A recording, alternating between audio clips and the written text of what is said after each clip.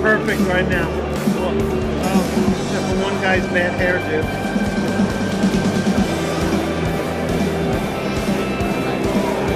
Come on, dude, drop that camera.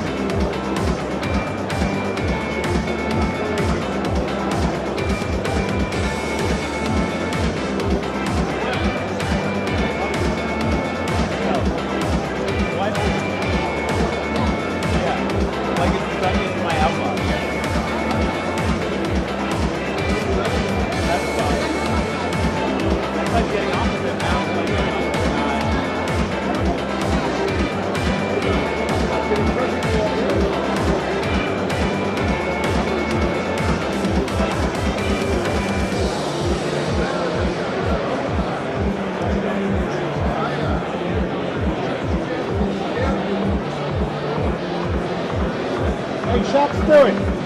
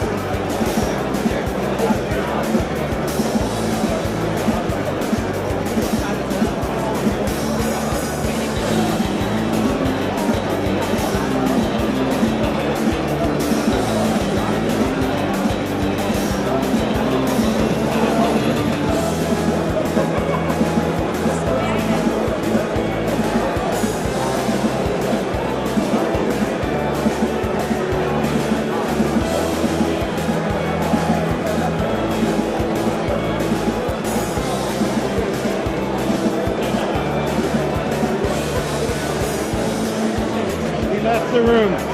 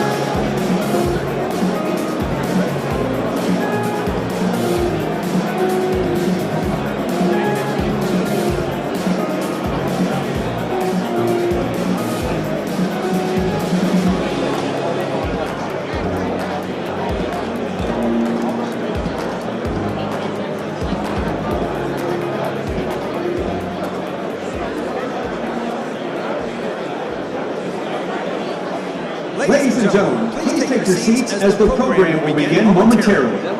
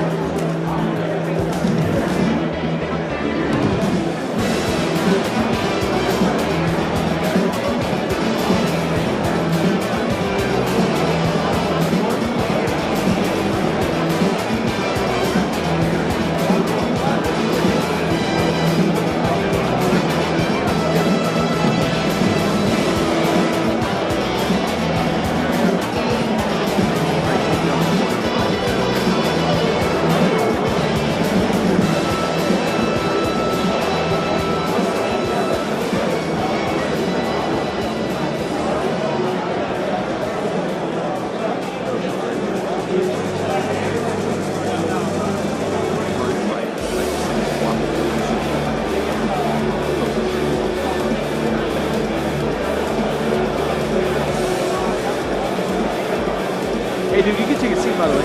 You good?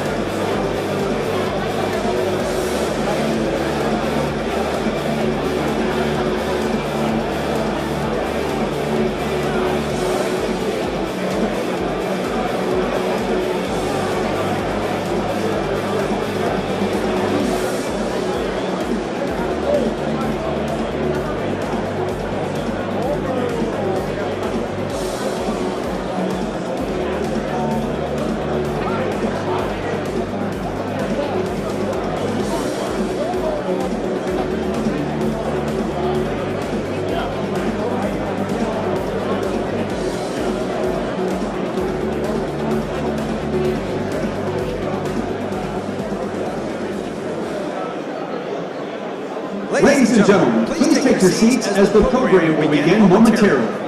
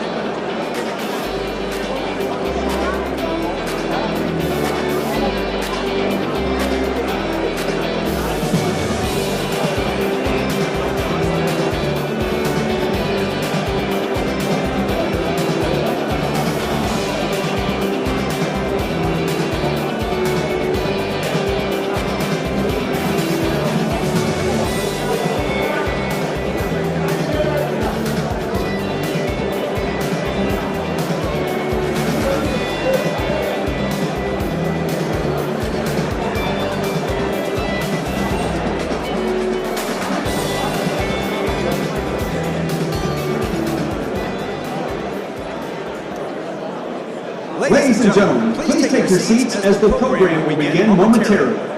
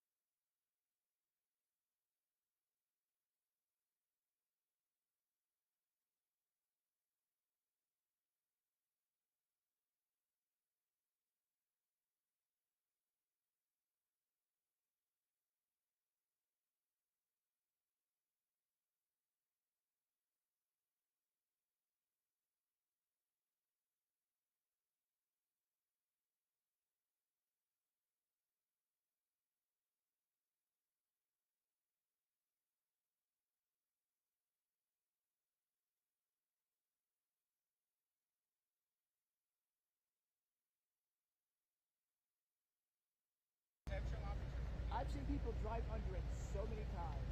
Like nothing. I mean, it's just they have blinders triple on. tape to see maybe they can get that one single line of tape. Sometimes it's not enough. But No, I've seen them get through 3 lines of tape that are like spaced 10 feet apart. with a police car in the middle. With 2 police cars in the middle, and there's just enough room for them to go through, you know, like for marching bands and stuff like that.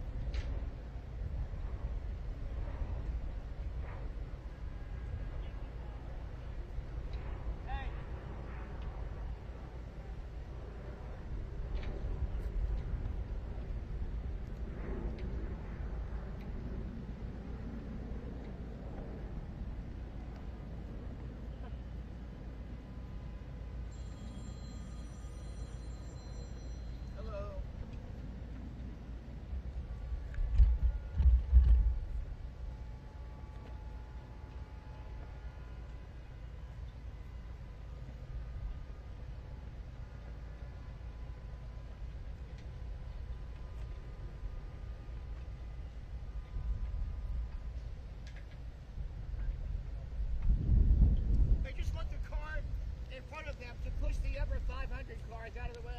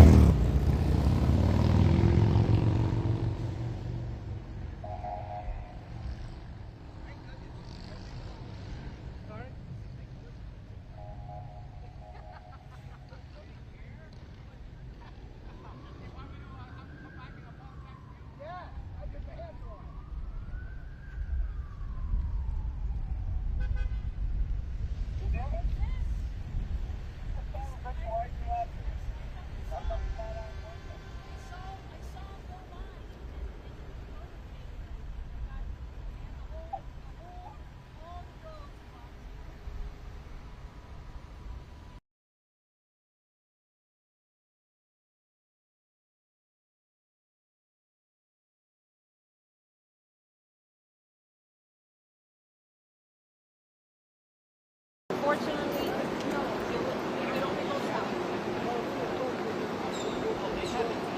No, it's close. It's close. But it's unfortunately all shut down. So we need you to go Indian Creek south.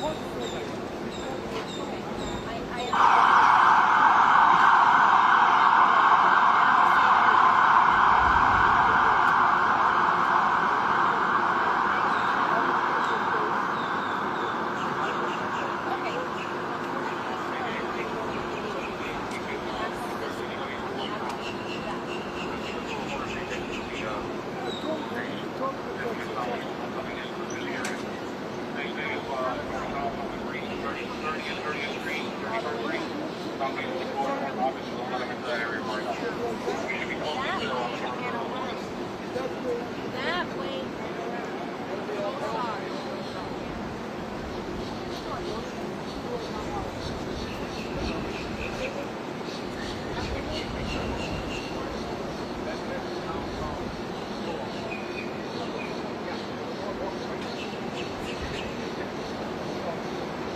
No, don't send them to the board. No? Why? Shut down. Danny, don't start to send anyone this way walking because they can't go anywhere. They have to walk off.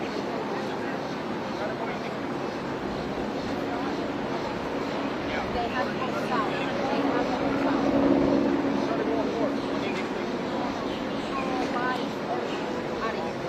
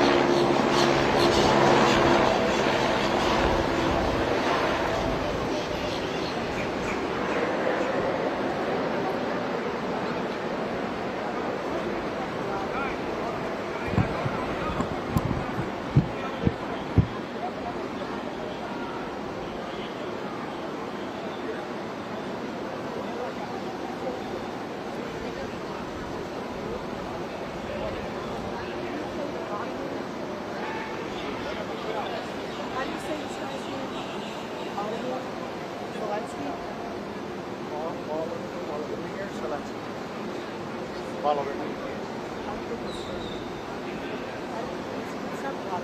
Hey, Jack. Yes. Do you know how to say How do you this? say the license?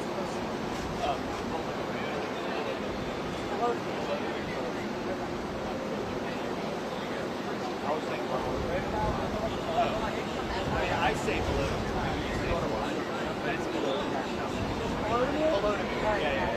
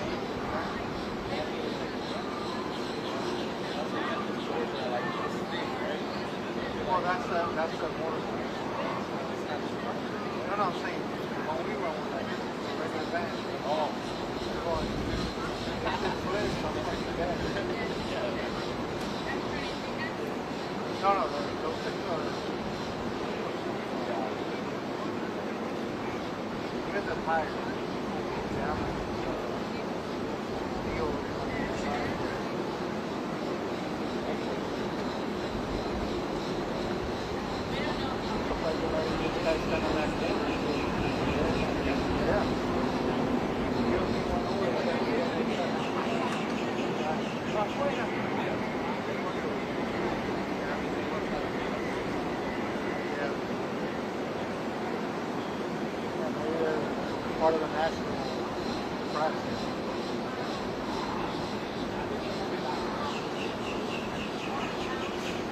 They must be with a national pool, right? I don't know why these guys over here. NTN 24. Yeah, what's NTN 24?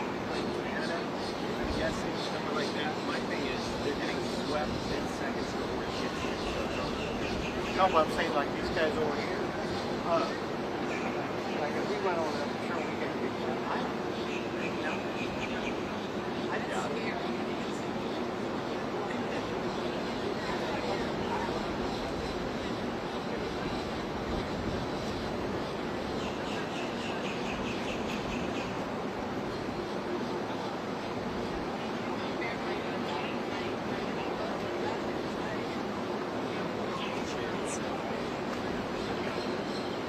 That was March. Yeah. I just got unit 22 on mine. What does that even mean? That's my number. Your car, you mean? Yeah. Okay.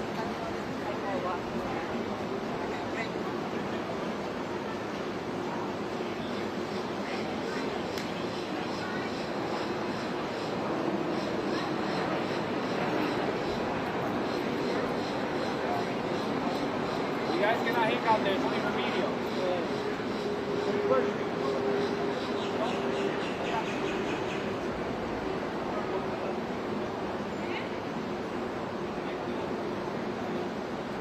Is this your camera or Lucas's? This one's mine. Okay.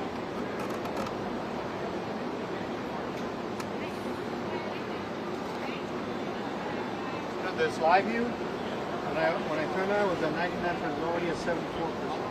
Are those as good as the big ones? I don't think so. I don't either. What do I know?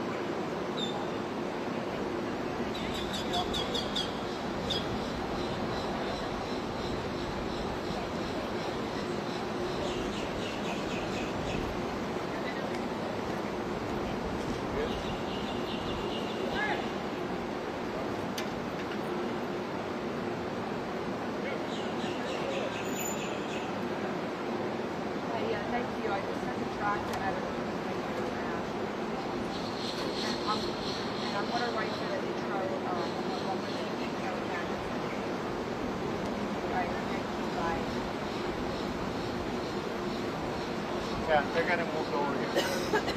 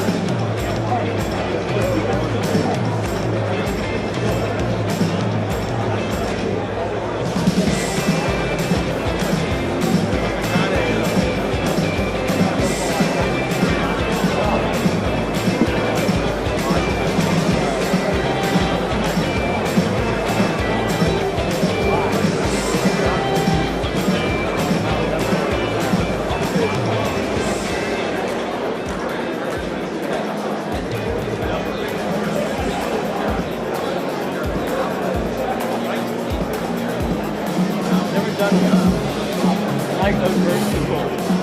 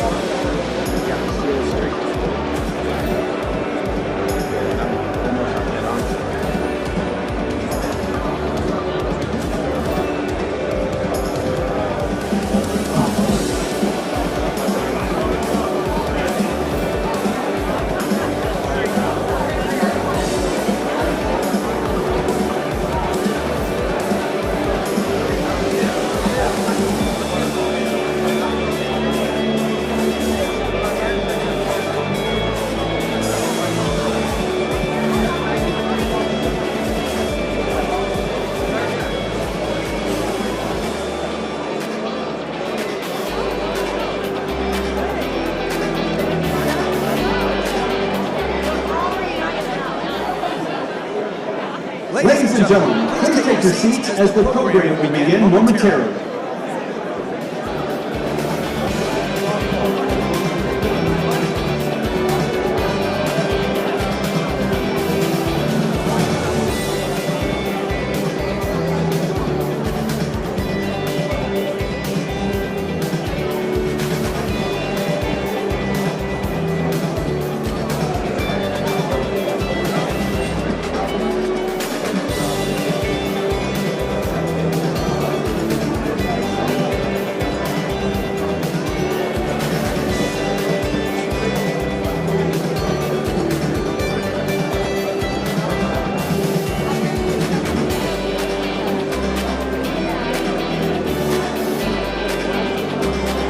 Okay, James, you have your bullet?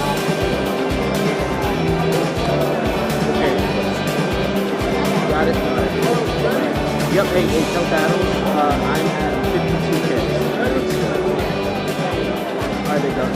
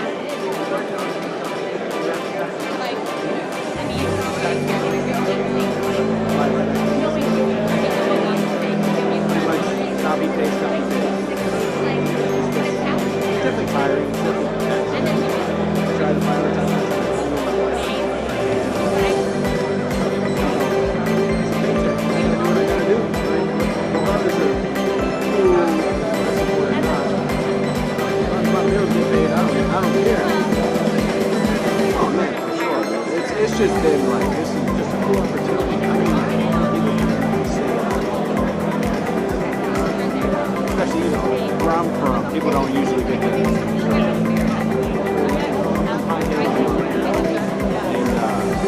I got a lot of cousins that haven't done it. That's not what they do. I gotta get out of here. Luckily, you know, Air Force grad, something like that. Joined for 4 years. Learn a skill and get out. I stayed in. Made it 10 years in March.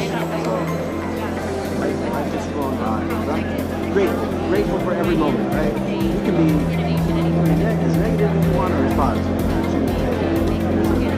There's a fun thing in every bad situation. You just gotta figure it out.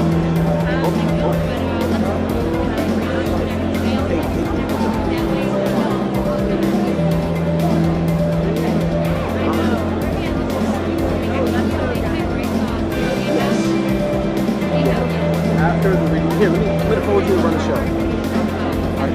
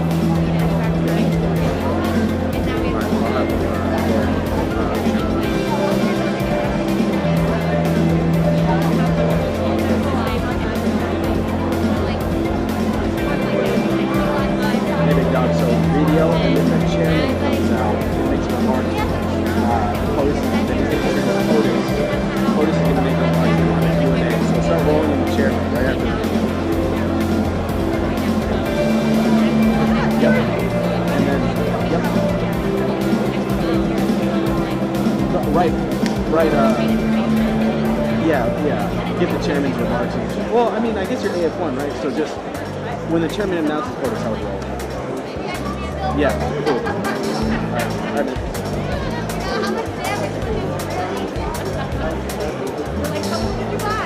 yeah, true. Just so you're tracking. We are going to roll the chairman. It says.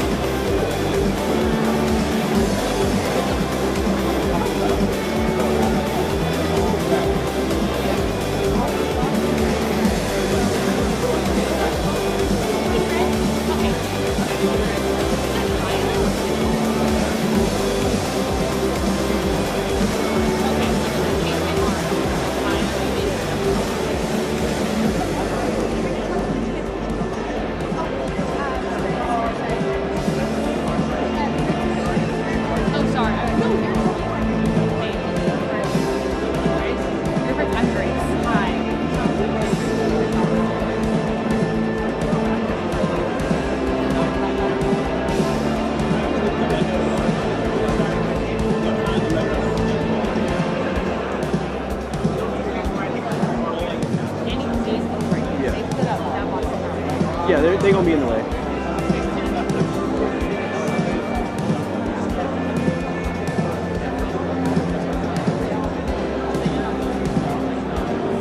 The staff told them don't stand.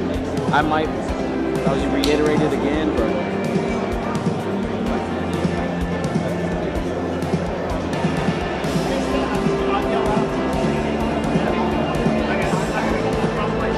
yeah, facts. We gotta do what we gotta do.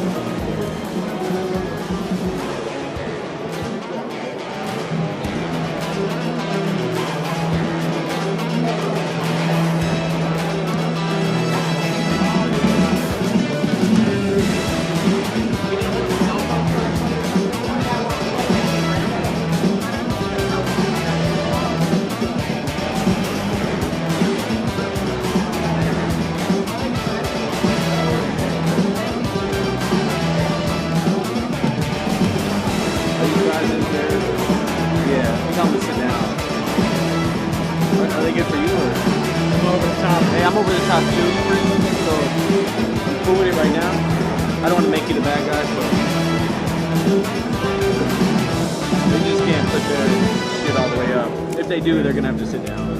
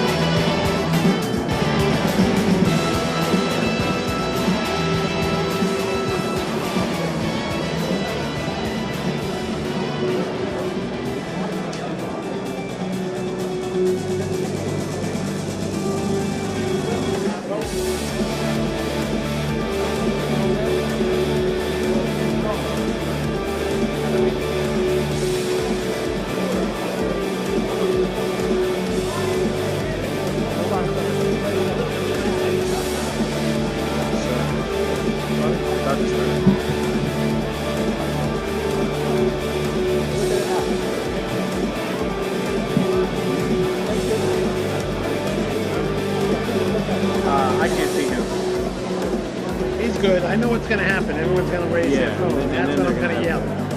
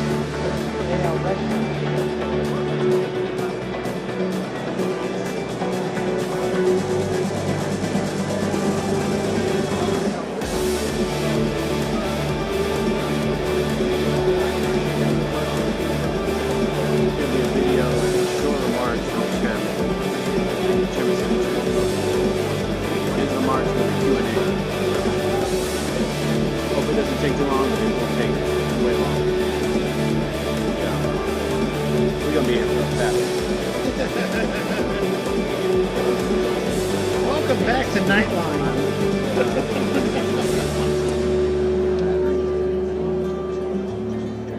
Here we go. Poor guy. If not, no worries. Let's say he's gonna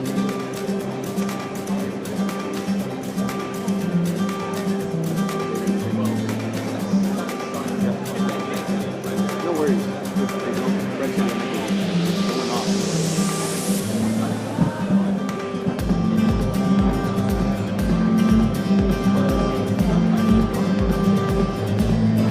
Hey,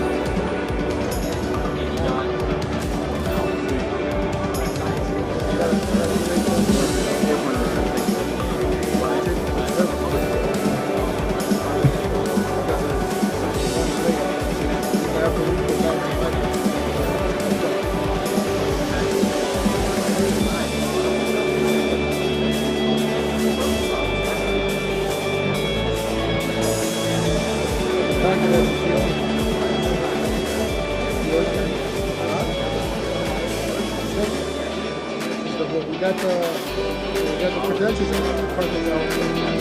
Valley.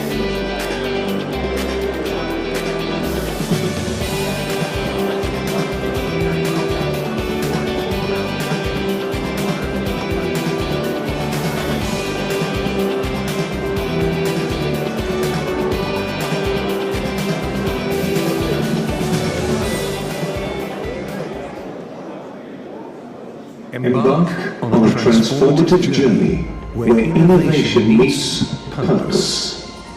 Our world is a complicated web of interconnections, geopolitical shifts, technological breakthroughs, and social transformations. As we navigate global complexities, we find pathways to resilience and sustainable growth. Artificial intelligence is redefining industries and reimagining the future. From robotics to data-driven solutions, AI is not just a tool, it's a revolution in motion.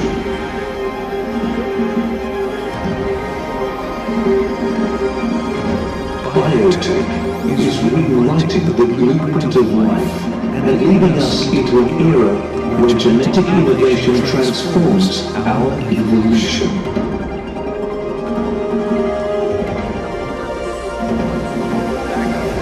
Sport is more than competition. It's a catalyst for vitality, unity, and well-being. The fusion of technology and athletics propels human performance beyond boundaries. From F1 tracks to soccer fields, innovation drives a bold new chapter in sportsmanship. Visionary investors and innovators show us that the power of transformative technology is within our grasp. Innovation is blossoming, and with it comes a surge of investments planting the seeds of tomorrow's breakthroughs. We must not forget about our planet. We need to protect our precious Earth for the next generation. The future is ours to shape if we invest with purpose. Welcome to the 3rd edition of the FII Priority Summit, Miami.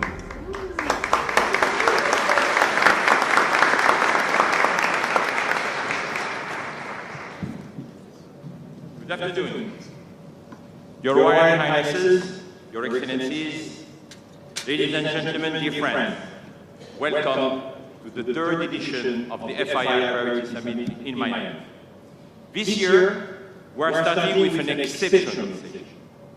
It is my distinct honor to introduce a man who is the 45th and 47th President of the United States of America. This man is a visionary business person, a media icon, and a political leader, of course. His impact on the global stage has been profound.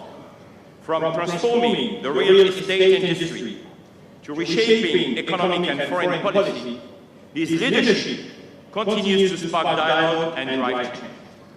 At the Future Investment Initiative Institute, we are committed to shaping a brighter, more sustainable future by fostering innovation and global collaboration. These are principles that align with the President's bold approach to leadership and economic growth. Please, ladies and gentlemen, join me in welcoming 45th and 47th President of the United States, Donald J. Trump.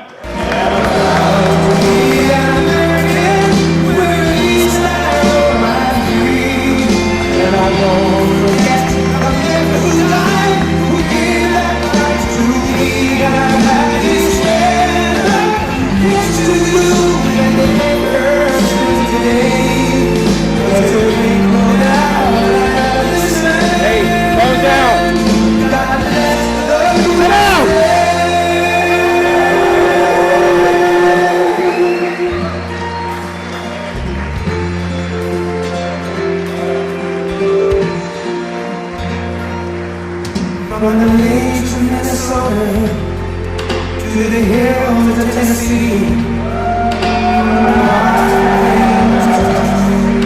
I'm sea to shining sea, Detroit down to Houston, and New York to LA. There's pride in every American heart. There's life we stand and say.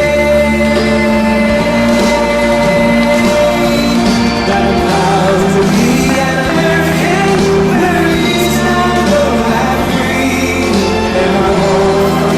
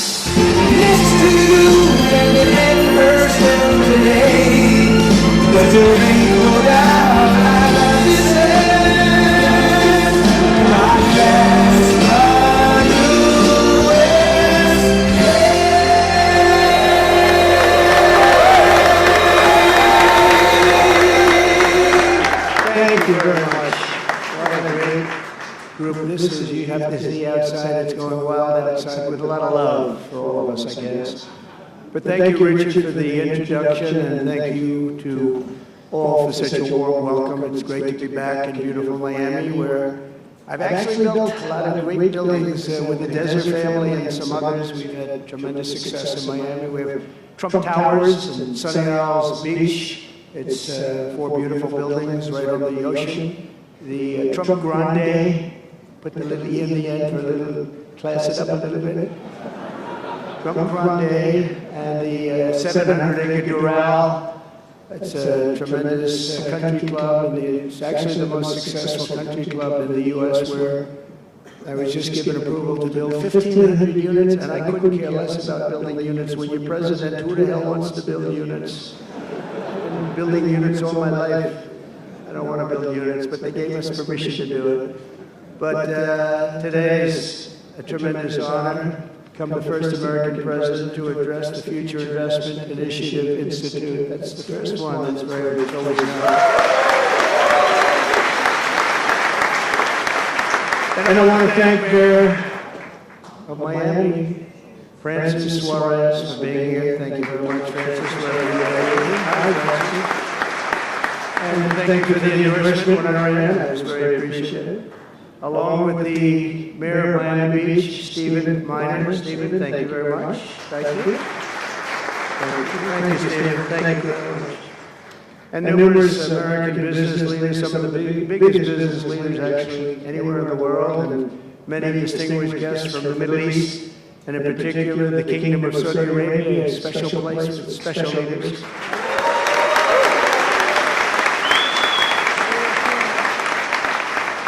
And including FII Institute Chairman and Governor of the Public Investment Fund, which is a seriously big fund. Yasser, I see you there. Stand up, Yasser. Everyone knows Yasser. Thank you. Great guy. Great person. And Finance Minister Mohammed, thank you very much. Thank you, Rick. Thank you very much. Good to see you again. That's a pretty good Finance Minister of that part of the world. That's not bad. Other parts of the world not so good, but that one is good. And many other senior government leaders. I also want to recognize the Kingdom's ambassador to the United States, Her Royal Highness Princess Rima. Very popular. Wow, that's very nice. Sitting next to Elon. Wow, that's, you couldn't do better than that, huh? As well as my own special envoy to the Middle East, who's really done a fantastic job, Steve Witkoff. Thank you. He's been busy.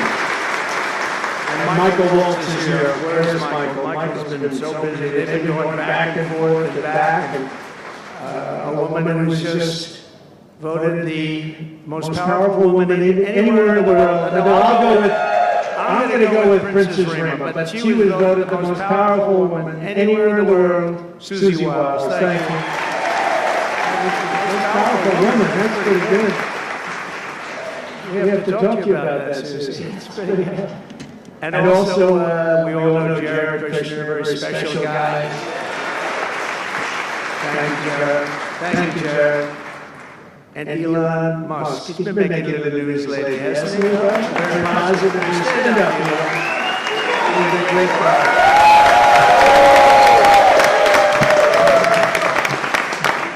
We did a little show last night. I heard he got very good ratings too, by the way. Hannity. Sean Hannity is fantastic, a fantastic man, a fantastic guy, and he did a show, and it was great being on the show with you last night. I come today with a simple message for business leaders from all across the nation and all around the world. If you want to build the future, push boundaries, unleash breakthroughs, transform industries, and make a fortune, because you want to make a fortune. Most of you have already made a fortune, I don't want to say it. There's no better place on earth than the current and future United States of America under a certain president named Donald J. Trump. I think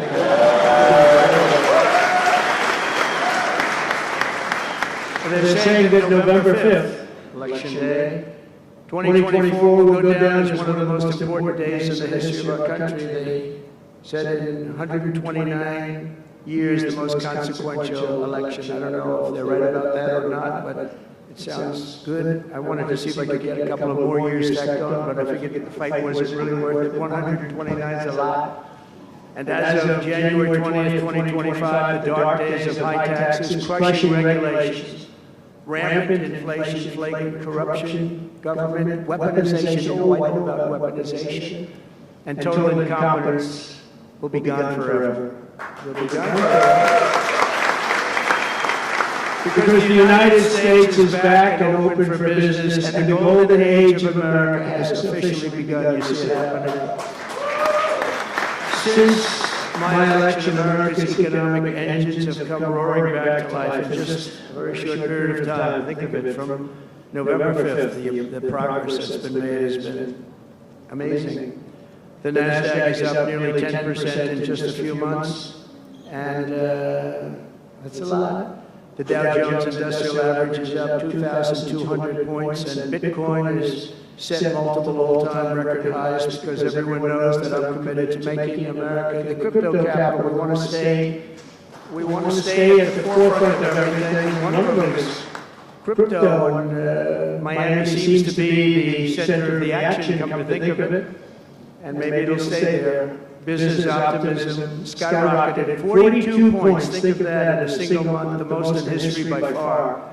That's the biggest increase in history by not even close.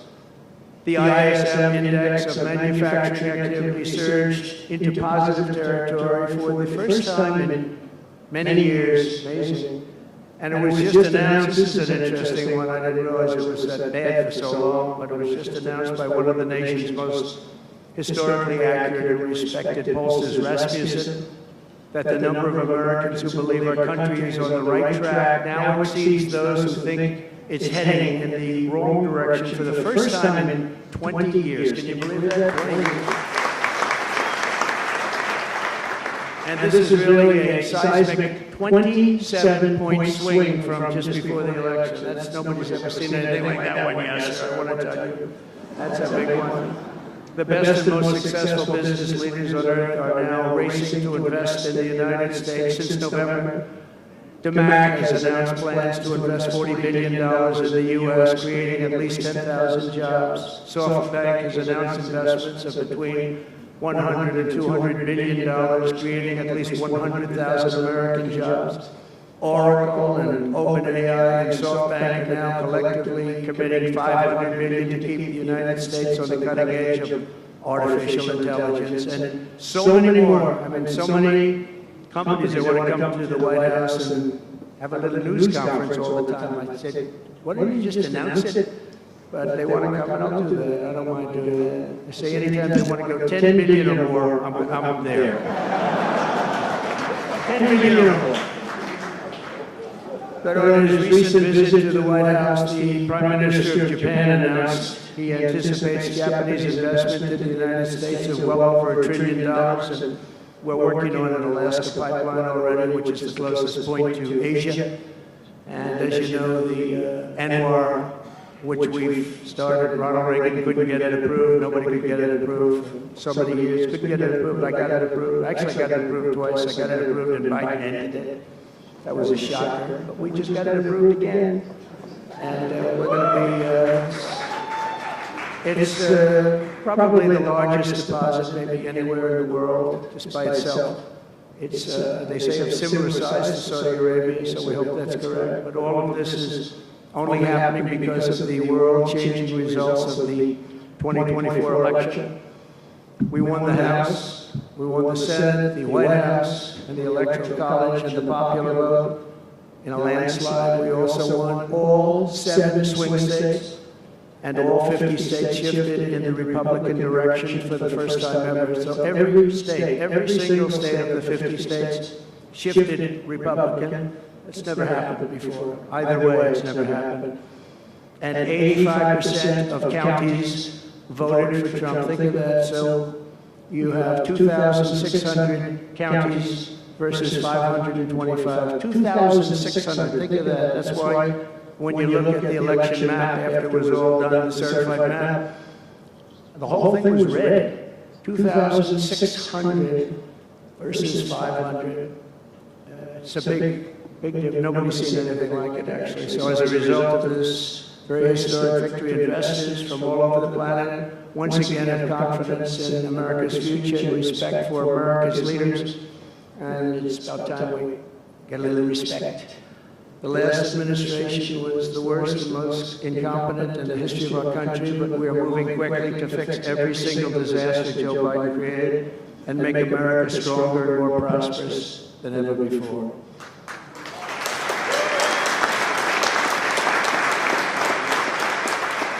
Our first and most urgent mission is to remove the criminals that Biden allowed into our country with the ridiculous and very dangerous open borders policy. They came from all over the world.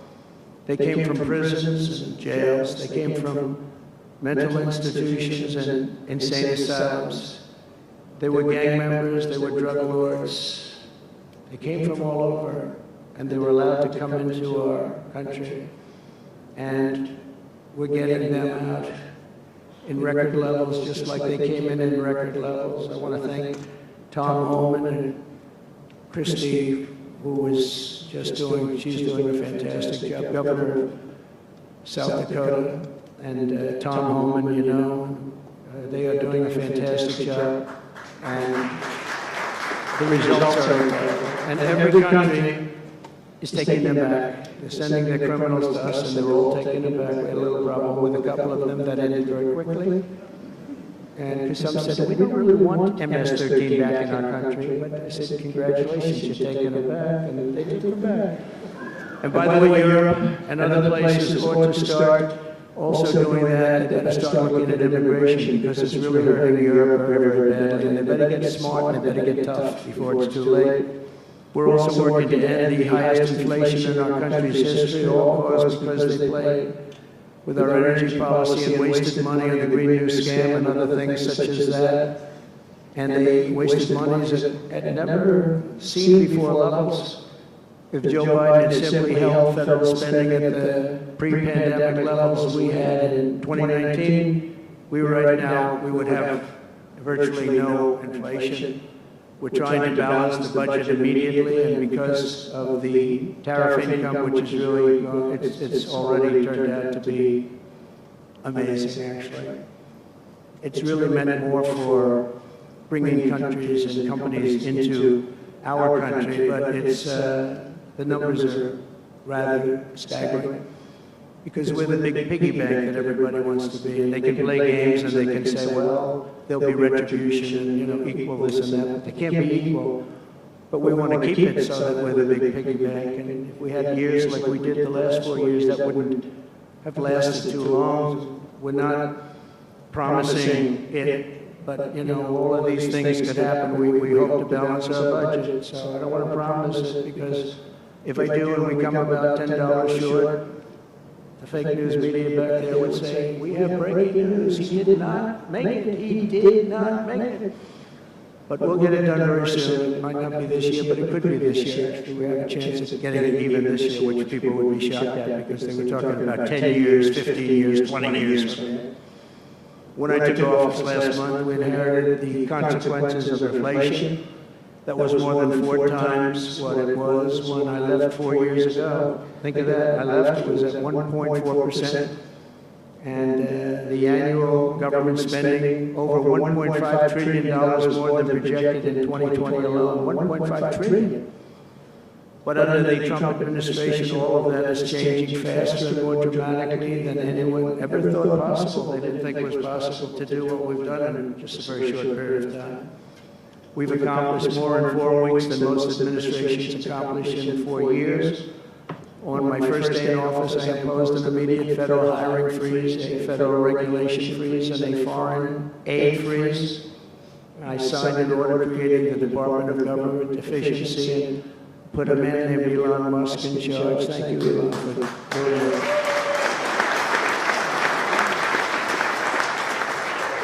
He's doing a great job. You could have seen him last night. He's really, you know, he's a very committed person. He's a very serious person. And these are very high IQ people. You know, I like high IQ people. Not all have to be, but you know, it'd be nice to have some people up there that he's a seriously high IQ individual. Now he's got his faults also, I will tell you that.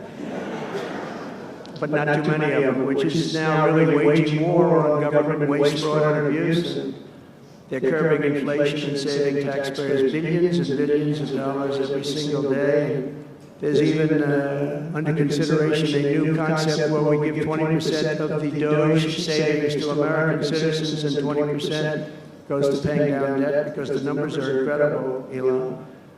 So many billions of dollars, billions, hundreds of billions, and we're thinking about giving 20% back to the American citizens and 20% down to pay back debt and pay down debt, which is, if you look at value, if it were a real estate balance sheet, the debt is tiny, but we still want to pay it down. Doesn't matter.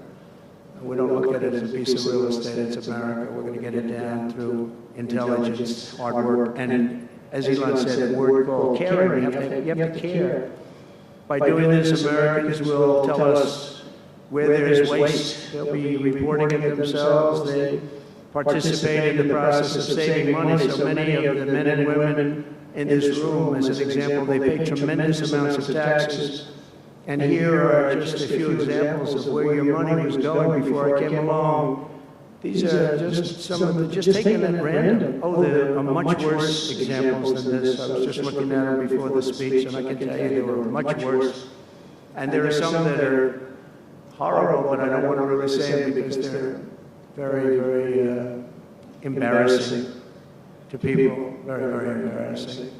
And they're really something, but you'll be seeing it and you will be reading about it.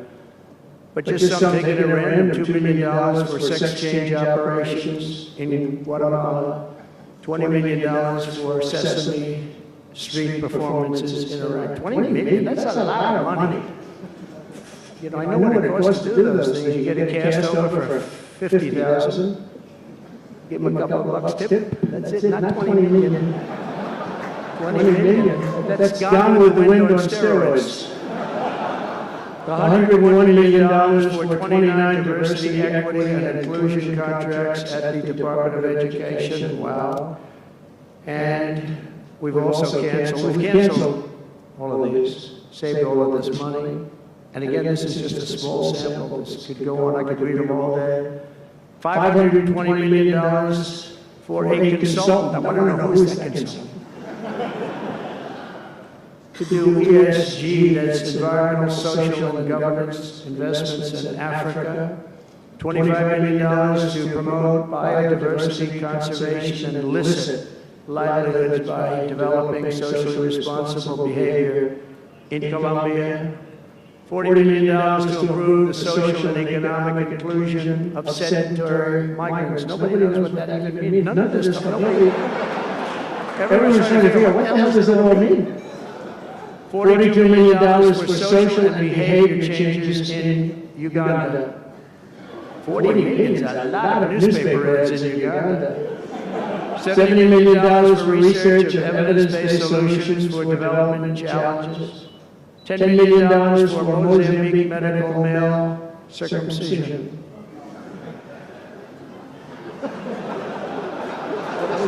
What does that mean? $2.3 million for strengthening independent voices in Cambodia. $14 million for improving public procurement in Serbia. $486 million to the Consortium for Elections and Political Process Strengthening, including $22 million for inclusion and inclusive participatory political process in Moldova. And $21 million for voter turnout in India. What do we need to spend $21 million for voter turnout in India? Wow, $21 million. I guess they were trying to get somebody else elected. Well, we ought to tell the Indian government, because when we hear that Russia spent about $2 in our country, it was a big deal, right? They took some internet ads for $2,000. This is a total breakthrough. $21 million for India elections. $29 million to strengthen the political landscape in Bangladesh. $20 million for fiscal federalism and $19 million in addition to the $21 million for biodiversity conversion in Nepal, $1.5 million for voter confidence in Liberia. We need voter confidence too when you read this list.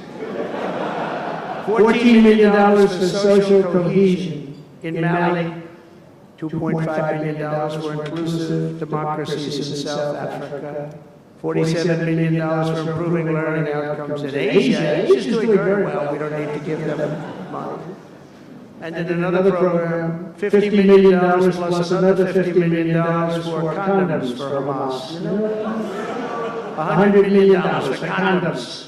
Condoms. Does everybody know what a condom is? For Hamas. $100 million.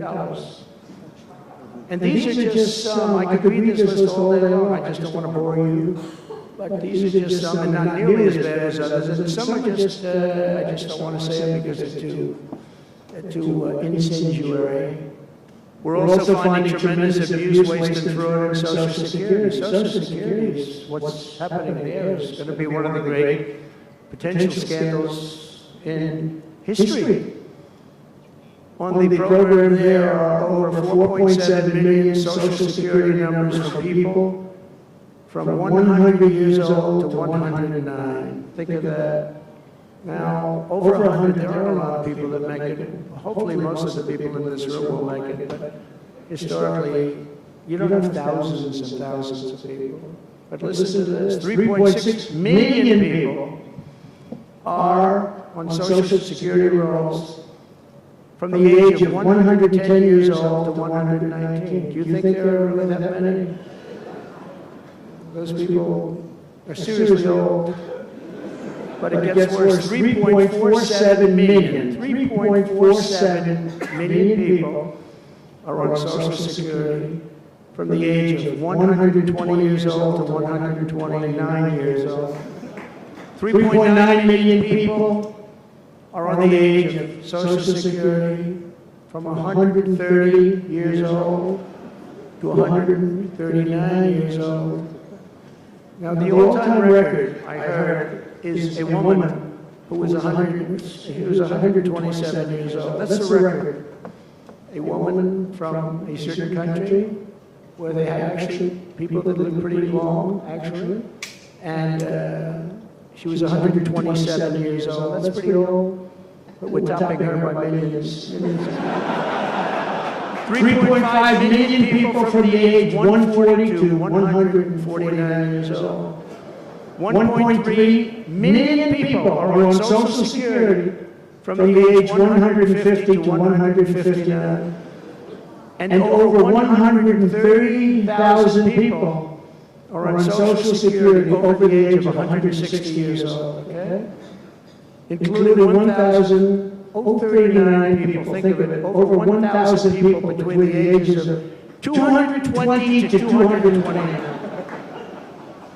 And one person between the age of 240 years old to 249. And the record topper, there is one person on Social Security who's 360 years old, which is approximately 110 years older than our country.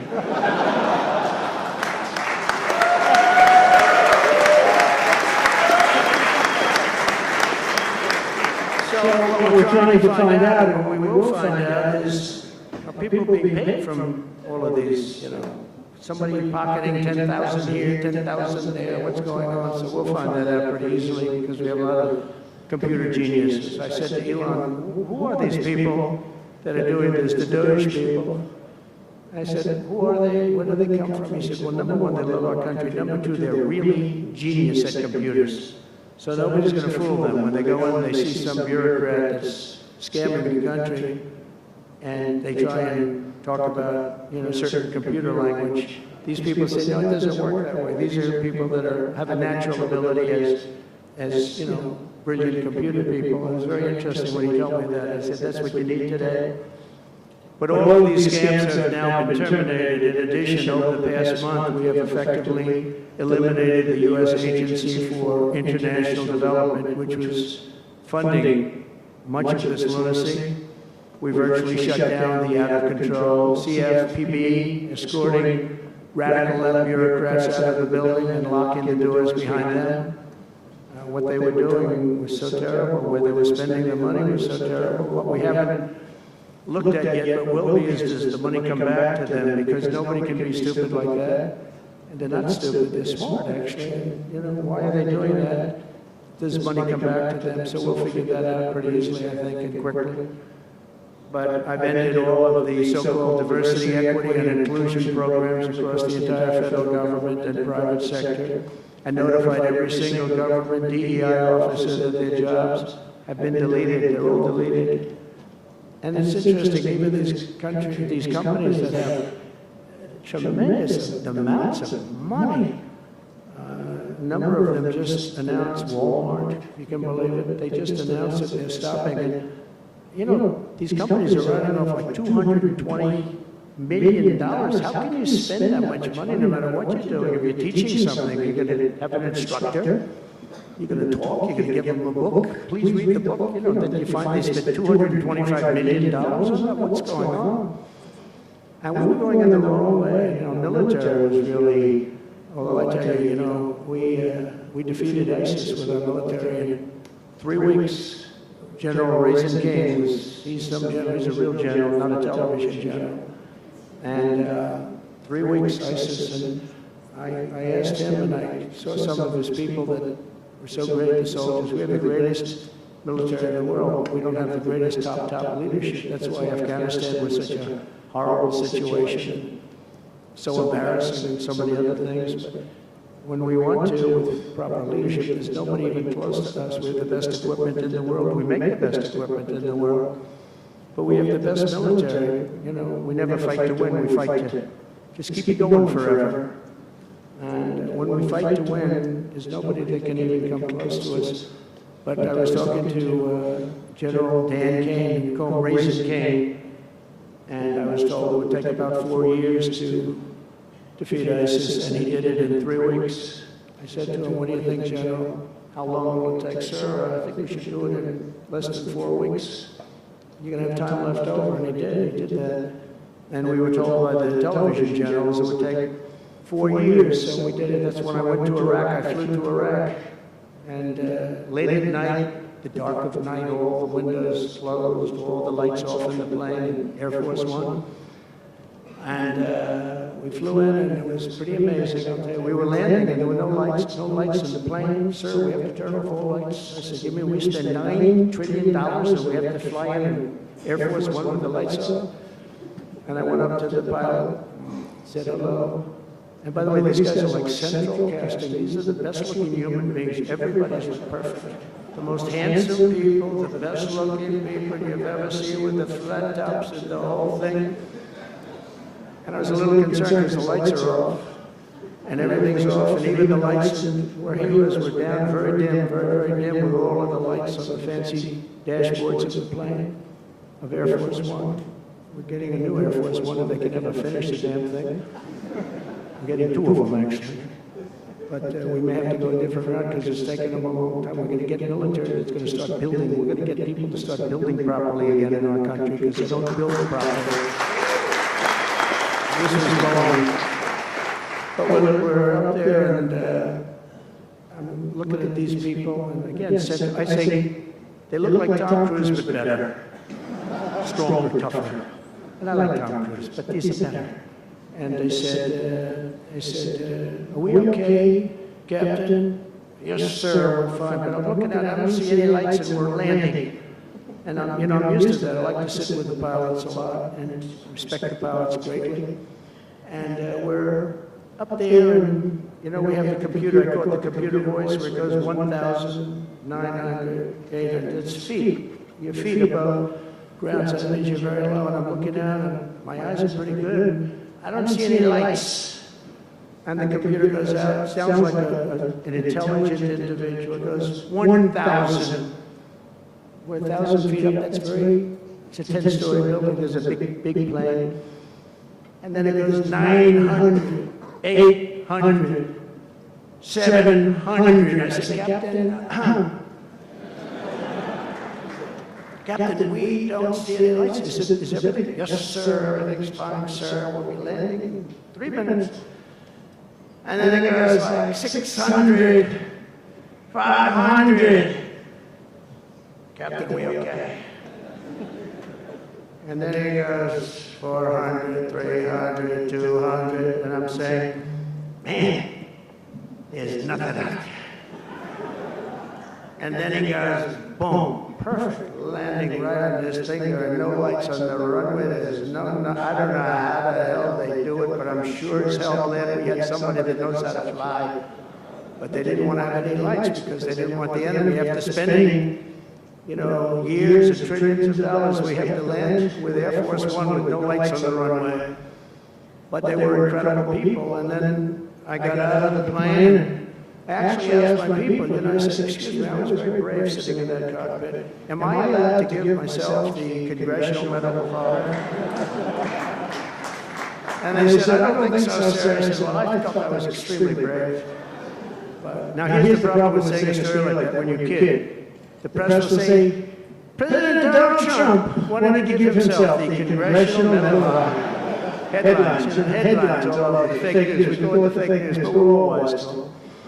But it was something, and then I went down, and it was the same thing. I'm standing on the tub, and I look down, and there's these handsome people. Everybody's like from a movie set. Good-looking guys. I get down the stairs. What's your name? My name is Kane, sir. What's your first name? They call me Raisin. They say, wait a minute, your name is Raisin Kane? I love you. I've been looking for you for 5 years. You are great. This is what I want. And there was a general next to him, there was a colonel, there was a drill sergeant, a master sergeant. They were all like people. I could make a movie right now. They're the best looking people ever. And they were great. And then I went in and, sir, would you like to rest before bed? No, I don't want to rest. I don't want to rest. I've been resting on the plane. Other than the last few moments, which were quite harrowing. And I said, I don't want to rest. He was thinking about Biden in advance, you know? Biden would have gone there, would have rested for days. And then they wouldn't have a meeting. He'd just go home. No, I said, I don't want to rest. I don't want to rest at all. I want to go. So we went into this like bunker. And we had a lot of very good, talented people. And that's when I asked them. I said, you know, I'm hearing it's going to take a long time. No, that's not right, sir. It's not going to take a long time. We'll have it done in 4 weeks. I said, how can you say 4 weeks when in Washington they said 4 years? They said, 4 weeks, sir. We'll hit them left, we'll hit them right, we'll hit them up the center, we'll hit them underground and overground, we'll knock the hell out of them, sir. And I said, why is it that they said so long? He said, because they wouldn't let us fight. And we're very far away. They want us to fight from this airport. We're very, very far away, sir, and they want us to fight here. We have many substations out, sub-airports, they call them, remote airports, where they build them in the sand, and we have many of them, and I'd use them all, sir. And I would hit them so hard from so many different directions. I said, well, what do you think? He said, you just let me know. I called him back, and I said, go ahead and do it. Are you sure you can do this, General? I said, yes, sir. And he did it actually in 3 weeks. It was over 100% of people that are really hurting the Middle East, hurting the world. And it was done. And we have the greatest military in the world, but you have to use the right people.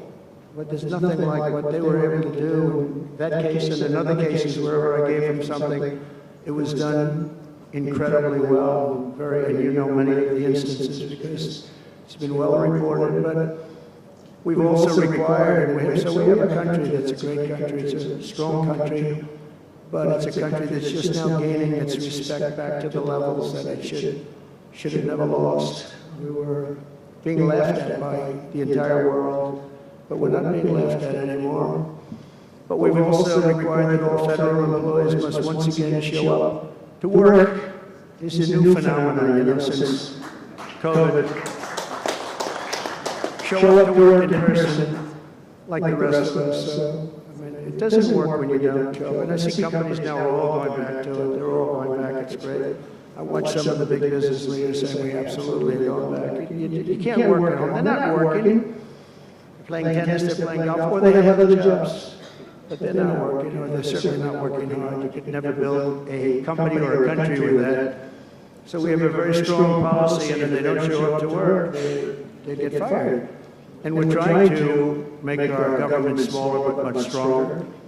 and we have tremendous bureaucracy, but it's happening. A lot of people are leaving, and in some cases leaving with pretty good offers. You know, you pay 7 or 8 months and go out and find a job. And some of these people had jobs. They were actually working for us, but they also had other jobs. And those people, in theory, they had problems. I don't know if we're going to do anything about that. So we have other things to do, but they were working other jobs instead of working for us. So they were staying home working, but they were working other jobs, getting paid a lot of money perhaps.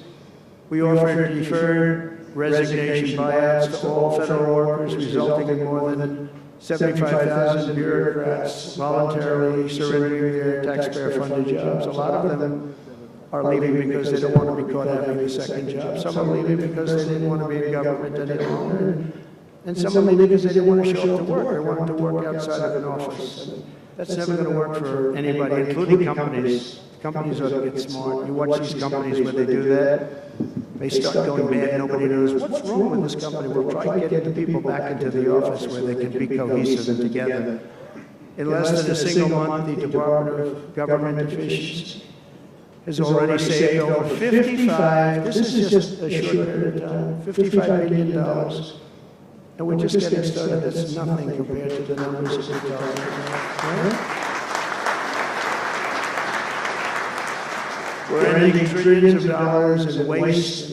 It'll mean much lower inflation, lower interest rates, lower payments on mortgages, credit cards, car loans, and much higher stock markets. I think the stock market's going to be great. In other words, we will rapidly grow our economy by dramatically shrinking the federal government, and we have to do it.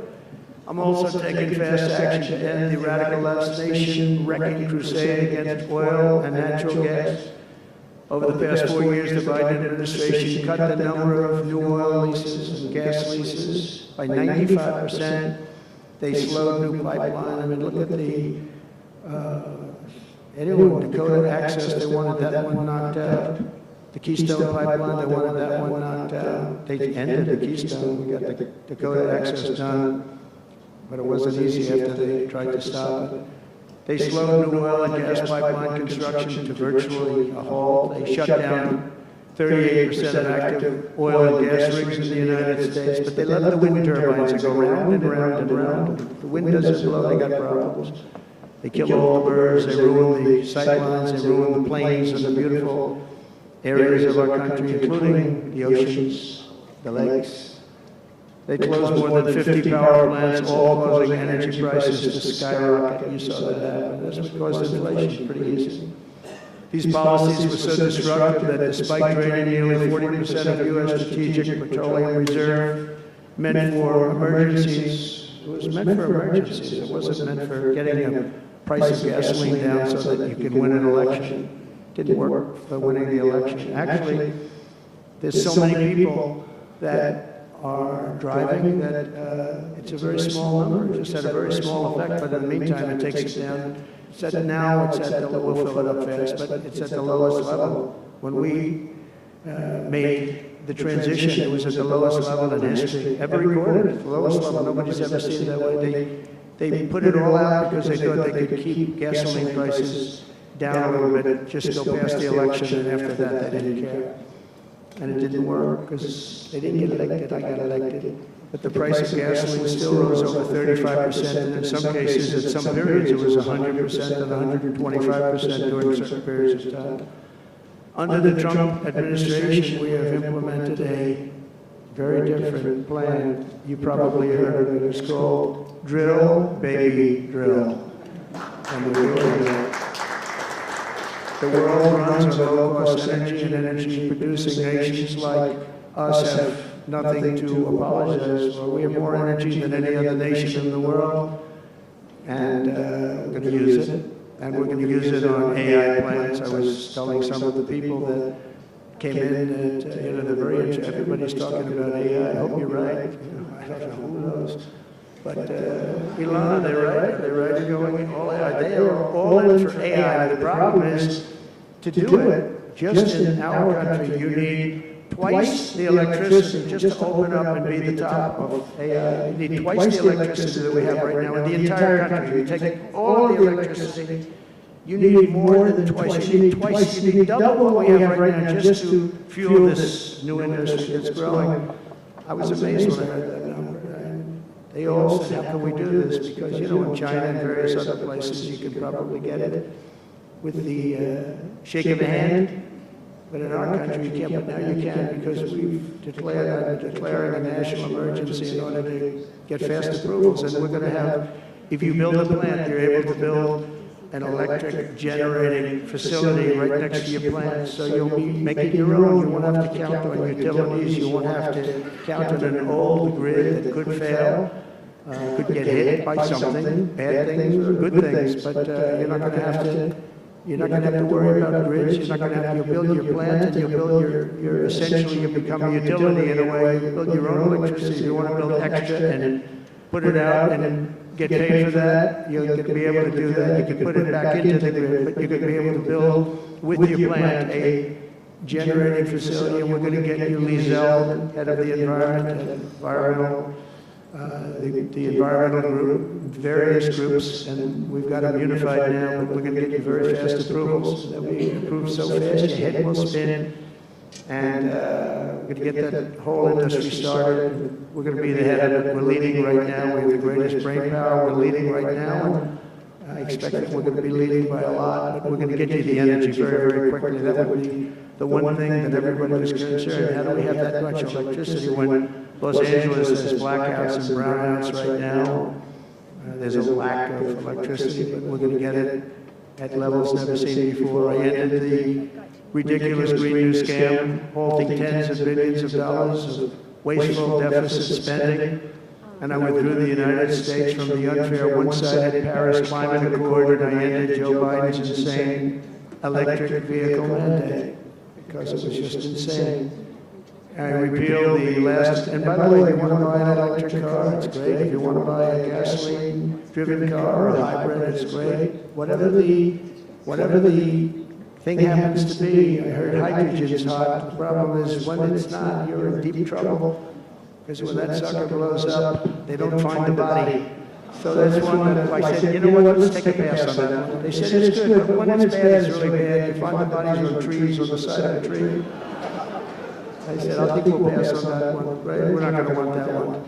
But you never know, maybe someday it'll be good, but it doesn't sound like it's off to a good start. I repealed the last administration's very destructive natural gas export ban, and last week we approved our first new liquefied natural gas export license, and we have literally hundreds of people that want to export. I recently met with the Japanese Prime Minister, Shiba, to discuss large increases in American oil and gas exports. They wanted so badly. They said we went to the Biden administration, they wouldn't sell it.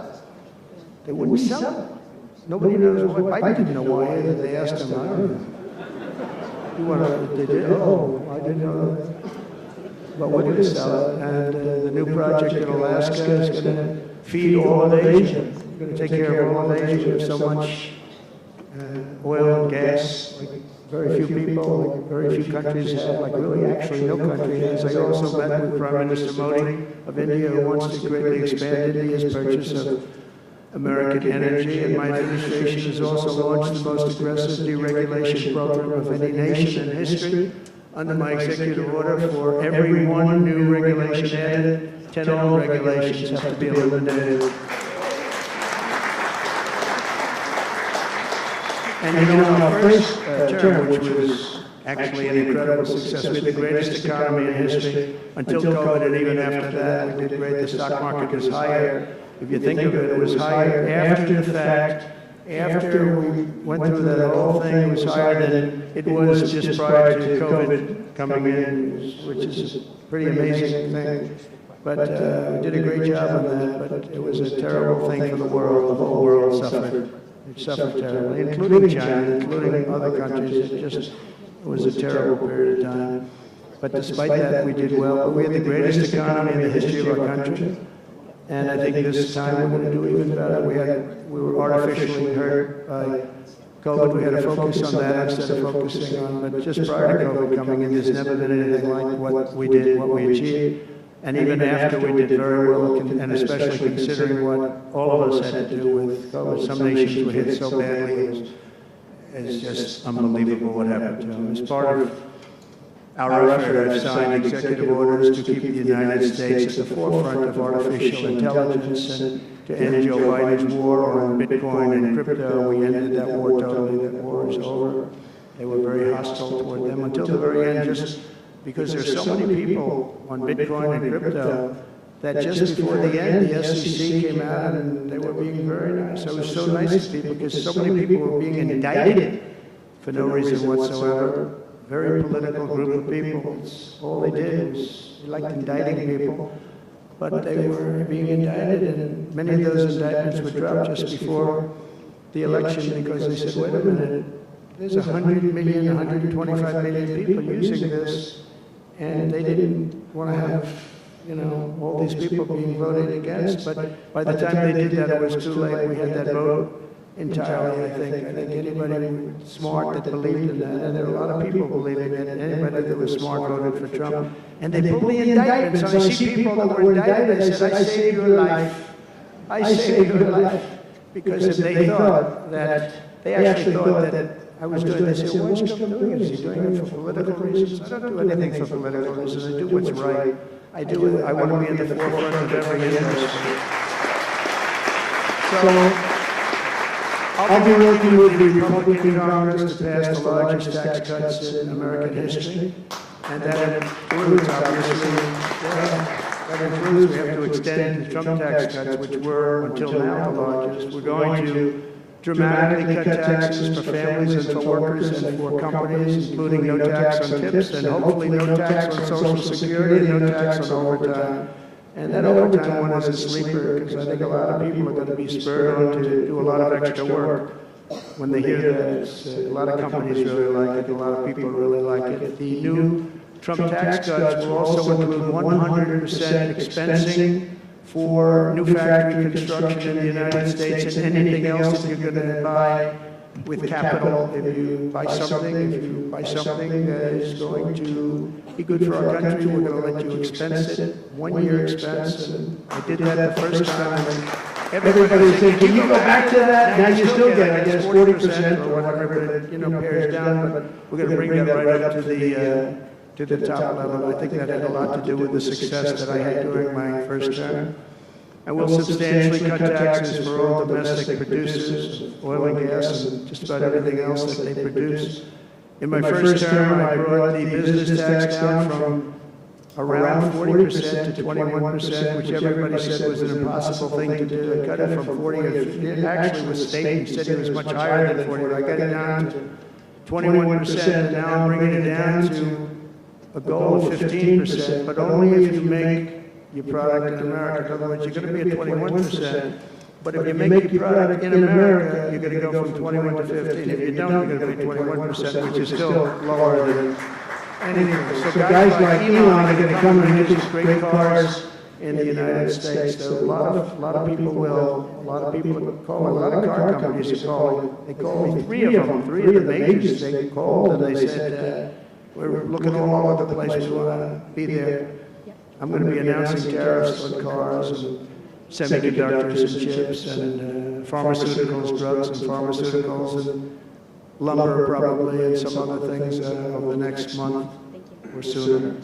And it's going to have a big impact on America. We're bringing our businesses back. If they don't make their product in America, then they very simply they have to pay a tariff. But if they do make their product in America, they don't have to pay any tariff, which will bring it's all going to bring trillions of dollars into our treasury, or it's going to mean that there won't be any taxes because we want to have a fair base. If they don't have it, we don't have it. If they don't pay, if they don't charge us, we don't charge them. It's pretty simple. The Republican Party is once again the party of common sense. We're a party of common sense. We want strong borders. We don't want men playing in women's sports. We don't want to have transgender for everybody. We're the party of common sense. That's how we won the election in such a big manner. We'll no longer allow other countries to ransack and plunder our nation. That's why I have announced that we will soon begin imposing reciprocal tariffs on any country that engages in unfair and unequal trading practices. If they tariff us, as I said, we will tariff them at the exact same rate. So if a certain country, because some of these countries, even countries that I've already mentioned, are extremely aggressive with tariffs. Nobody knows the European Union, they have a VAT tax. It's devastating. It's very tough for people on the outside. Hard to sell cars. It's really impossible to sell them because they also have non-monetary tariffs that are very, very tough. But if you take a look at that, it's a very unfair situation. And the VAT tax is similar to the tariff. Around the world, I'm moving quickly to end wars, settle conflicts, and restore the planet to peace. I want peace, and I don't want to see everybody being killed. And you take a look at the death in the Middle East and the death that's taking place between Russia and Ukraine. It's been going on, and we're going to end it. There's no profit for anyone in having World War III, and you're not so far away from it. I'll tell you right now, you're not so far away. If we would have had this administration for another year, you would have been in World War III, and now it's not going to happen. In the Middle East, I've restored my policy of maximum pressure on Iran, designed to bring peace. And we designated the Houthis a terrorist organization. You know, destroying shipping lanes all over the place, making it very hard for people to get their product delivered, make it very difficult. We'll take care of that situation. And we've secured a ceasefire in Gaza. We're bringing in the hostages and we're bringing them home to their families. Some of them are in pretty bad shape, I have to tell you. To end the horrible war in Ukraine, I've spoken with President Putin and President Zelensky, and our teams began negotiations this week in Saudi Arabia. I want to thank Saudi Arabia for that. It was so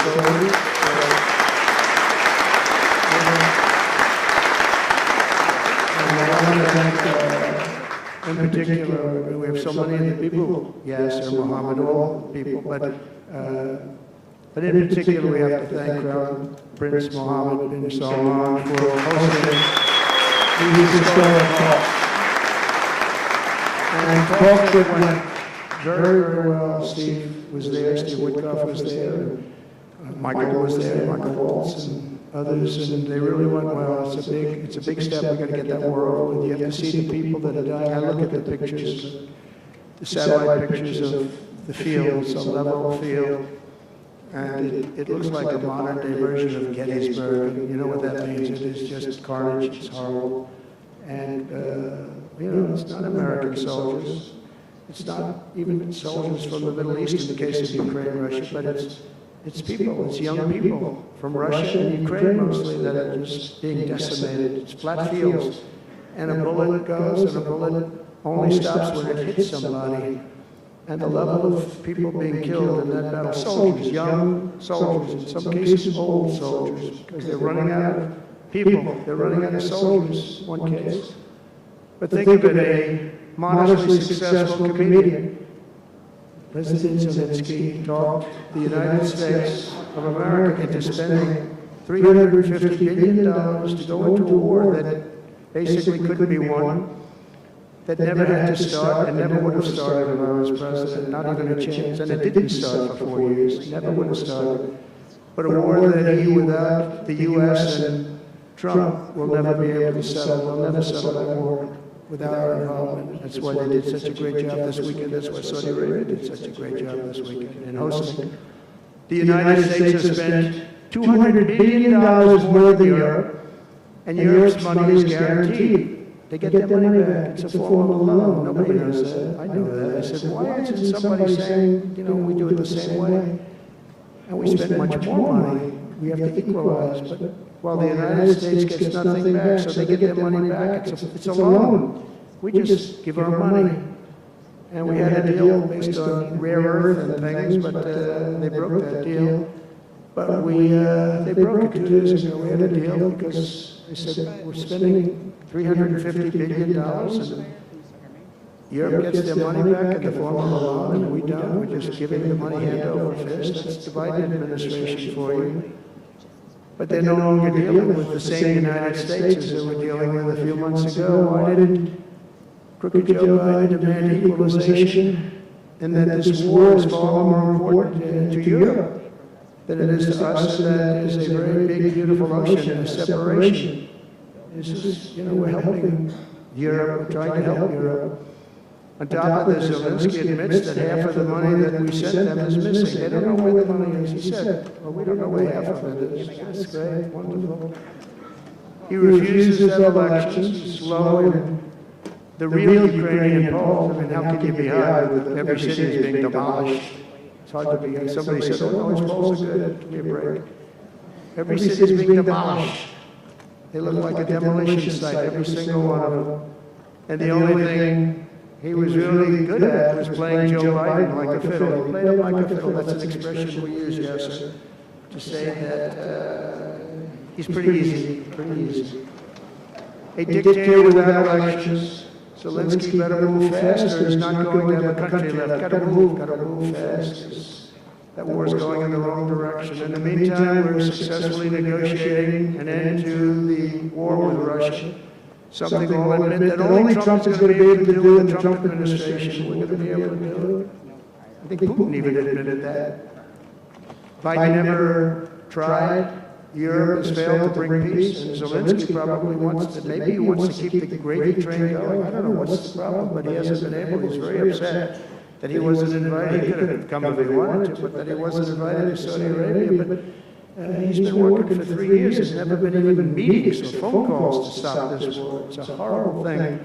I figure Russia's lost 900,000 soldiers. I think that Ukraine's lost probably 700,000. And it's a terrible thing. You'll see bodies and body parts all over the field, all over. We see them through, very accurately through satellites. I love Ukraine, but Zelensky has done a terrible job. His country is shattered, and millions of people have unnecessarily died. And you can't bring a war to an end if you don't talk to both sides. You've got to talk. They haven't been talking for 3 years. So we hope to see a ceasefire soon and to reestablish stability in Europe and the Middle East.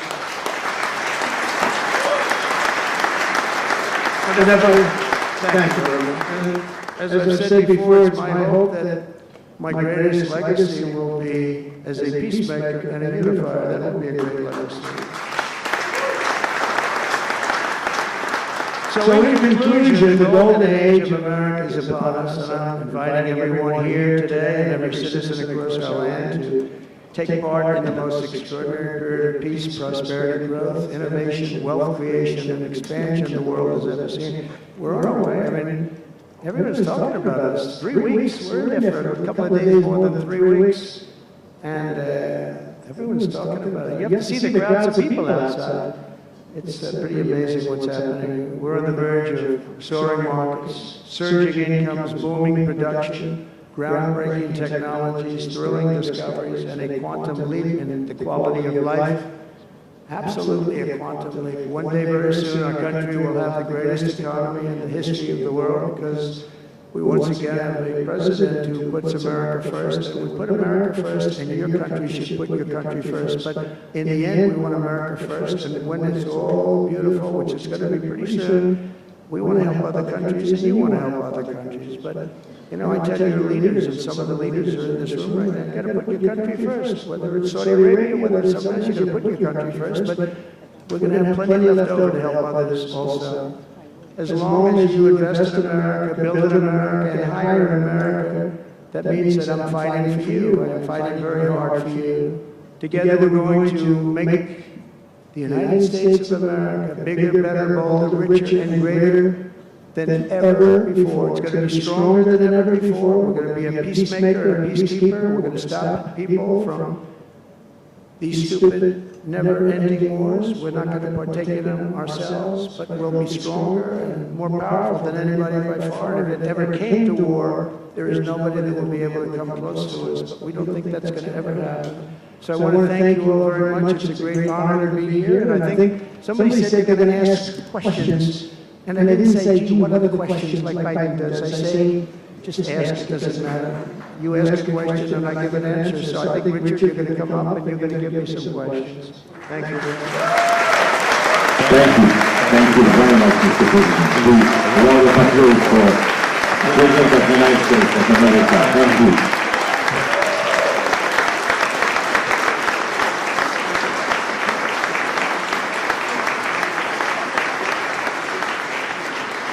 Mr. President, thank you for accepting to take a few questions. 20 years ago, I don't know if you will remember, we were under the same roof in Orlando and you were delivering an amazing speech in front of 3,000 sales reps, giving them the best advice to be successful. So, what is the best piece of advice that you have ever received? Well, I think it was watching my father. You know, my father was a very hard worker, and he just worked hard. And he was very smart. He had good genetics. His brother was the longest-serving professor in the history of MIT, Dr. John Trump. And my father was every bit as smart. But my father had to work. He was older, and he put his brother through school. In fact, he once said, boy, I put him through so much school. He had 3 different degrees. And they asked him to stay on at MIT, but my father was the same ilk. And I noticed that my father was a happy man. And what he did is he worked. He just worked all the time. He worked. And he loved it. And really, I think the best piece of advice I got from that is you have to love what you do. And if you love what you do, you're going to have a happy life. If you don't, I mean, I see so many people, they're in businesses that they don't want to be in.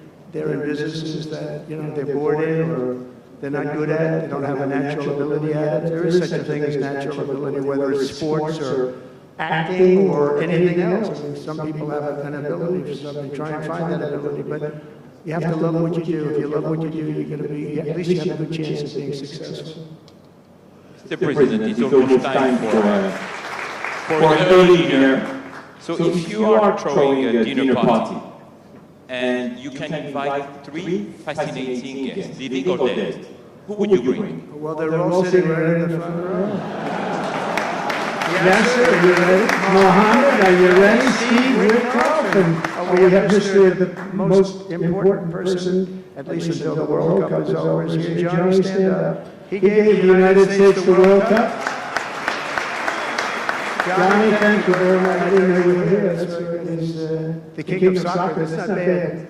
And you've done a fantastic job. But it's very interesting. When I was president, I got the World Cup, and I got all of the, we have the 250 anniversary, so that fell in this administration. That's a big deal, 250 years. But we have all of these things happening, and I also got the Olympics. And I was called by the mayor of Los Angeles, sir, would you call up the Olympic Committee, because it was at that time President Obama will not take their phone call, and we're going to get the Olympics in Los Angeles. And by the way, they've recommitted to Los Angeles at a level that, I was very worried about that. And they've, the opposite, somebody could have said, well, we're going to do it someplace else. Until they have actually recommitted, they're going to make it bigger and better than ever. So but I had the Olympics. So I got the Olympics, I got the World Cup, and I said, and the 250, but that one I didn't get. But it was there, it was in this term. And I ran an election, and we did fantastic in 2016. We did much better. Millions and millions, tens of millions, but millions and millions of votes better. And bad things happened, and I didn't get that one. And I said, when I originally signed the Olympics, I said, I won't be able to even be president. And I got the Olympics, because if I didn't, when I spoke with the people, the organizing committee and the people in different parts of the world, they asked me to do it because the president wouldn't do it. I was president-elect, and I gave them a talk. I couldn't get them off the phone. They were starving for love. And the bottom line, they gave us the Olympics. And I said, it's been said, I won't be president. Then we had the election result. And now I'm president for the Olympics and for the World Cup. So I'm very happy about that, Johnny. Thank you very much.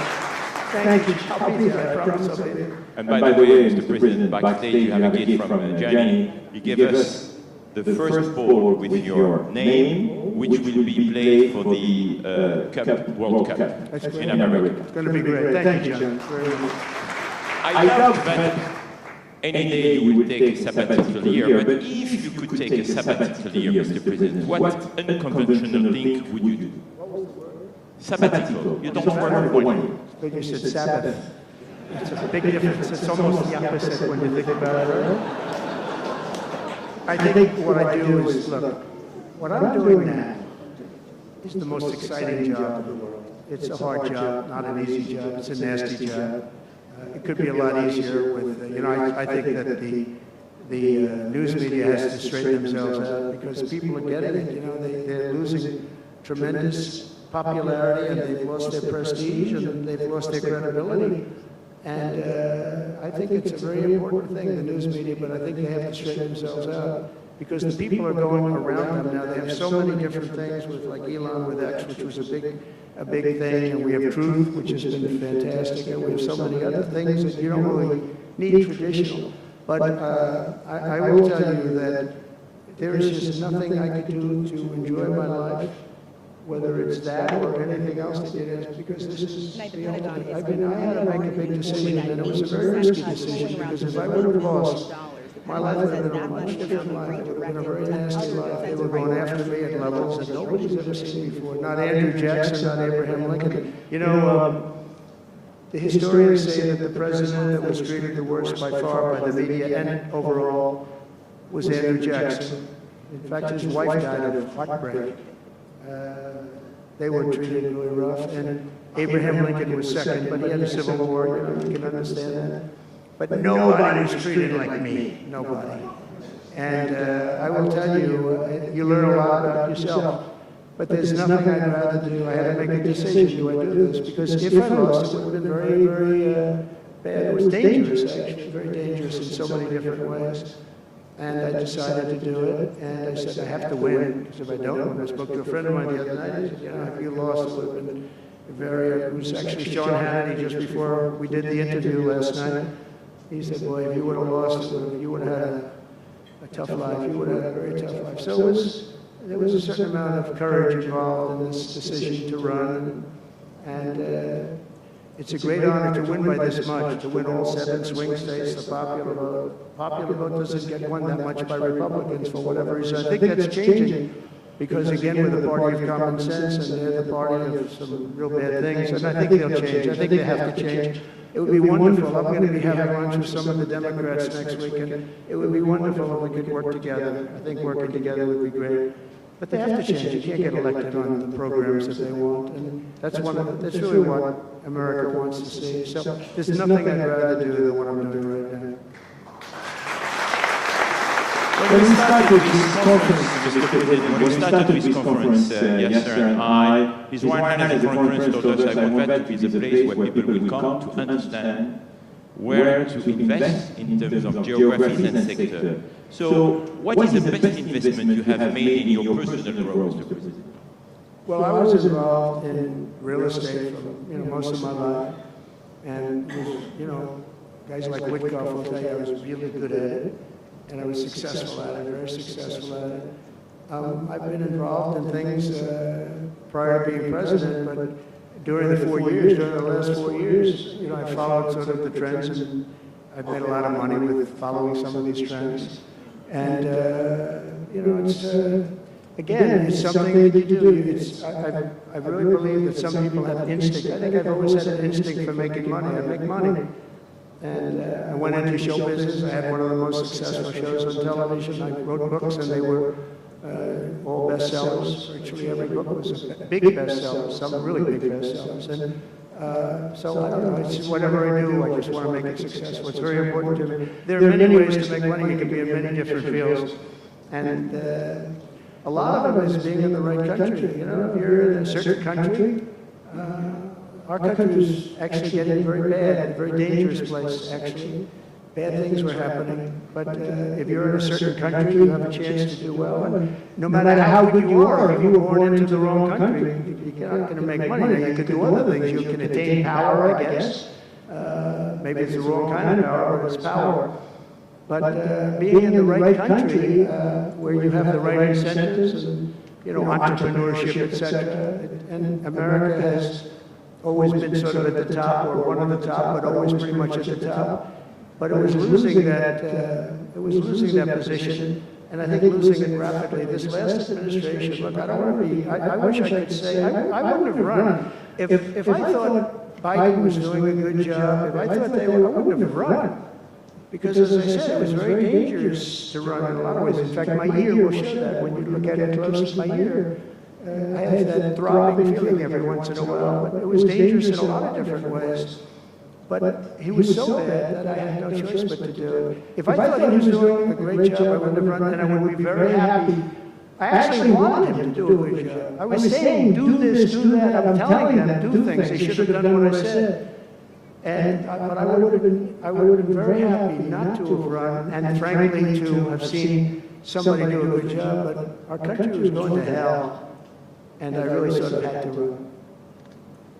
If you were a historical ruler, would you prefer to rule during war or peace? Well, I want to be, again, a peacemaker, and I want to keep us out of war, but sometimes to do that, you have to have a very strong country, you have to have a very strong military. And as I said, we have a much stronger military than anyone would know. We have the best equipment, and I bought a lot of it. I rebuilt our military in the first 4 years. I rebuilt it. We gave a lot of it away to Afghanistan, to the Taliban. Stupidly, but that's a very small amount. It was billions and billions, but it's still a very small amount relatively to what we built. But I largely rebuilt our military. Now I'm going to have to do it again because so much has been given away, so much has been treated so badly. But to keep peace, you really have to, I have a thing, strength through, and I mean it, you really have it. You have strength and you need the strength, but it's really peace through strength because without the strength, it's going to be very hard to have peace because you're going to be taken over, bad things are going to happen. So you really want to have peace through strength, and that's where I've been. Having strength, having power in that sense to protect yourself and your people is a very important thing. Hopefully you don't have to use that power. I will tell you, I was dealing with President Putin very successfully on denuclearization. We were talking about it very seriously. And then COVID came and lots of things came, and we had also talked to China about it. Now, Russia and us have the biggest nuclear by far. China is not close, but they will be close. In 3 or 4 years or 5 years, they'll be equal. But we were going to talk to China, and I spoke to President Xi about it very successfully. I think we were going to denuclearize it. We would have had to get the smaller nuclear powers, of which there are 4. 3, maybe, but 4 probably, to do something. We would have been able to do that. But I was having very strong talks with President Putin about denuclearization. And, you know, you're president, you get presentations about what we're building, what we're having, the power of weapons, the power of many things besides weapons per se. But I saw the power of nuclear weapons, and we can never let that happen. If that happens, the ball game will be, the world will be destroyed. The power is so enormous. You look at Hiroshima, you look at Nagasaki, multiply that times 500 times, and the world would be destroyed. So you want somebody as your president, or you want somebody as your leader that understands that we just can't let that happen. We can't let other countries get nuclear weapons. Not only Iran, Iran is a good example, and maybe the one that people think about, but we can't let that happen. The power of weaponry today is so enormous that the world would disintegrate, so we can't let it happen. Mr. President, if you had to describe the United States of America in just 3 words, what would they be? In 3 words? 3 words. Love, respect, and strength. That's a tough question. That might be my best answer, Russell. That reminds me of high school at that moment. That may have been the toughest question. You think Joe Biden could have done that? I don't think so. We're almost at the end, Mr. President, but talking about the United States of America, what is one cultural habit in the US business that the rest of the world could learn from? What is the best practice? Well, I think we love our families, but I think a lot of the world loves their families. I was speaking to the head of Mexico because I complain constantly about people pouring in. Now our border is the strongest border we've ever had. We've gone from the worst border ever in history to the strongest border. But I was speaking to the president of Mexico, a very wonderful woman actually, and I said, we were talking about drugs, you can't let people come through your country and come into the country. You know, it was not that nice, but they understood what I was saying. And she said something that really got me. She said, I said, you're not a big drug taking nation. And she said, no, we are not a consumer. And I said, a consumer, what are, you know, an interesting word, we're not a consumer nation, we're not a consumer of drugs. I said, what an interesting, and why is that? She said, well, we have very strong family values. I said, but we do too. We do too. We have very strong, our families are devastated by what's happening with fentanyl, and China will not be doing, we're going to make a deal with China, and we're not letting that happen anymore. And I had a deal, by the way, before I left. I had a deal with President Xi where they were going to give the maximum penalty to anybody making fentanyl and sending it into the United States. And the maximum penalty is the death penalty, and it wouldn't stop. But when the election turned out to be a rigged election, but that's okay. When an election turned out to be, it was an election that shouldn't have happened. All the things that happened. I'll give you an example. We wouldn't have had October 7th, Israel attack. We wouldn't have had Ukraine and Russia fighting. We wouldn't have had inflation. We wouldn't have had all of these things that, you know, happened. But in speaking with her, she said about family values. I said, well, you're not really saying anything there because we have great families too. We have great family values. She said, plus we advertise a lot. I said, ooh, you mean you advertise about how bad drugs are? Yes, we do. We spend a lot of money on advertising. And I said, unbelievable. That was such a great conversation because we're going to spend hundreds of millions of dollars advertising how bad drugs are so that kids don't use them, that they chew up your brain, they destroy your teeth, your skin, your everything. And I thank you for that. You know, I make so many calls and I never learn anything from anybody. I know everything and I never learn anything from anybody. And I spoke to this woman, as soon as she said it, she didn't have to say exactly what, I said, exactly, what a great idea. And I think we're going to have, and I saw pieces of it, we're going to go in with $100 million and then another $100 million initially. But I saw some of the ads and they are really violent. I said, you have to make them strong. Your skin practically comes off after a period of time. You lose your hearing. You lose your teeth. It is terrible. And we show this happening to people. And I think we're going to, you know, we did very well with, we had blue ribbon committees headed up by the First Lady of the United States and a lot of other people that, you know, they have no idea the viciousness of these cartels and these people. And they're smart. I mean, they're very smart, tough people, making a fortune, by the way, an absolute fortune. But we got it down 18%, which was a record. But 18% is not great when you think about it. I think we could get it down 50 or 55 or maybe even 60% with advertising. So she really gave me something. I was going to call her and tell her that she did, but now I don't have to call her because she's going to be seeing this right now. So to the President of Mexico, thank you very much, I appreciate it. But we're going to do a great advertising campaign saying how bad it is, how drugs are so bad for you. My last question, Mr. President. You have mentioned briefly in your speech about the legacy. What would you like your legacy to be, if you can tell us more about it? That I came into a country that was great, but is in trouble. And I made America great again, and I got it out of trouble, and people respect America now, and we were a country of peace, and we brought peace to the rest of the world. Thank you. Thank you very much, Mr. President. Thank you very much, everyone.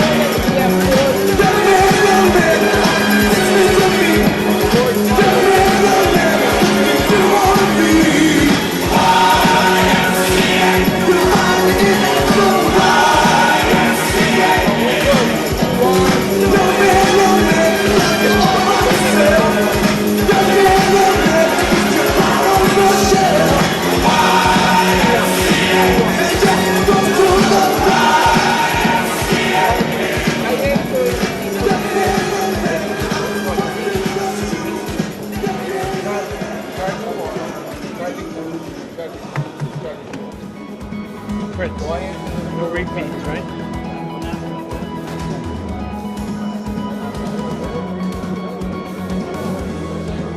What's that?